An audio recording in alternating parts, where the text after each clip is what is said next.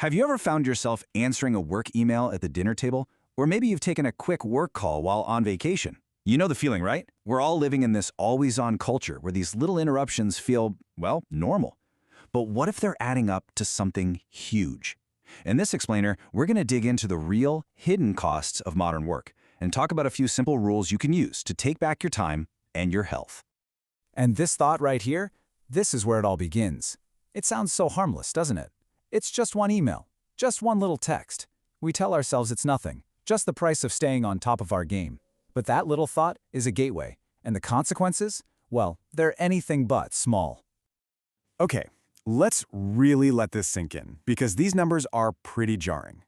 While you're busy answering that one little email, your body might be paying an enormous price. I mean, look at this. Research shows that office workers, who are mostly sedentary, have a 16% higher risk of death from any cause, and a whopping 34% higher risk of cardiovascular disease. Suddenly, that no-big-deal habit starts to look like a really big deal. And you know, this isn't just about our physical health, as scary as those stats are.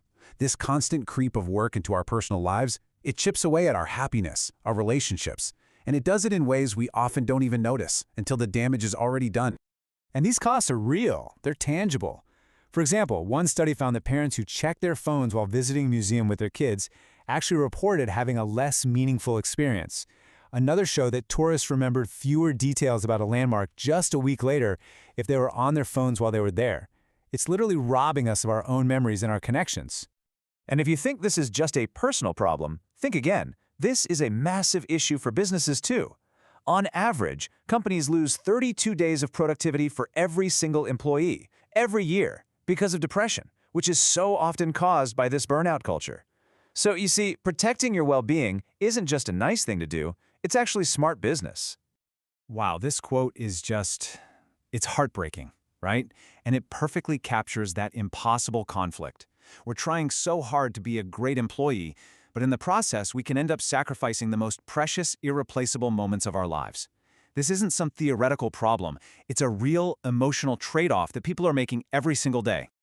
So when you start to add up all these tiny little moments, the half-heard conversations, the divided attention, the distracted experiences, you really start to see the true cost. It's a life that's being shortchanged on meaning, on joy, and ultimately on connection. But here's the good news. This is not a life sentence. We can change this. We can build a new way of working that respects our time, and it starts with just a few simple rules. So how do we start to fix this? Well, the very first step is all in your head. It's a mindset shift. We have to completely reframe how we think about rest. It's not laziness. It's not a roadblock that gets in the way of productivity. True, genuine rest is a vital, non-negotiable part of doing high-quality work. And this really illustrates the shift perfectly. Instead of looking at your weekend as just this annoying barrier you have to get through before you can work again, start treating it like a mini vacation. Plan something, savor it, be fully present. It doesn't have to be anything fancy or expensive, just intentional. This small shift can radically change how you recharge. Okay, next up, we have to reclaim our bodies from the tyranny of the chair. The solution to those really scary health stats we saw earlier, it's actually not that complicated. It's all about breaking up those long periods of sitting with simple, consistent movement. And here is a rule that is so simple, you can start doing it literally right now. It's the 55-5 rule. For every hour you work, spend 55 minutes focused, and then get up and move for 5 minutes. That's it. Set a timer on your phone, walk around the room. This one tiny habit can dramatically reduce the risks of a desk job. If you're working from home, you've got a ton of flexibility here. A sit-stand desk is a game changer for varying your posture. That timer is absolutely crucial so you don't just get sucked into the screen for hours. And my personal favorite, take your calls while walking. It's such an easy way to get some steps in without losing any productivity. But what if you're in a traditional office? No problem. Make it a personal rule to always take the stairs. Suggest standing meetings or even walking meetings. You'd be surprised, they're often shorter and way more focused.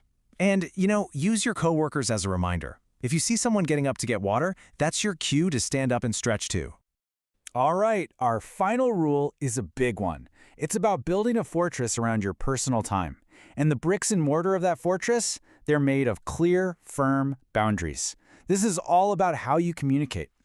The language you use is everything. Think about it. Feel free to Slack me whenever is basically an open invitation for interruptions 24/7.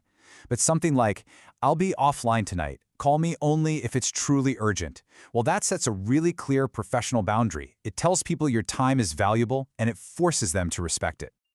And here's another pro move. Don't be afraid to negotiate for time, not just for a higher salary. If a client asks for something by Monday morning and you know that means you'll be working all weekend, you can politely ask for an extension. Would Tuesday afternoon work instead? You're not saying no, you're just managing expectations to protect your own time. Now, I know what you might be thinking through all this. Won't people think I'm not committed, that I'm a slacker? Well, the surprising truth is that protecting your time and your health actually makes you a more valued professional, not less. And here's the proof right here. Research actually found that employees who negotiated for more time weren't seen as lazy. In fact, their colleagues viewed them as more committed and more professional because they were properly managing their workload to deliver high-quality results.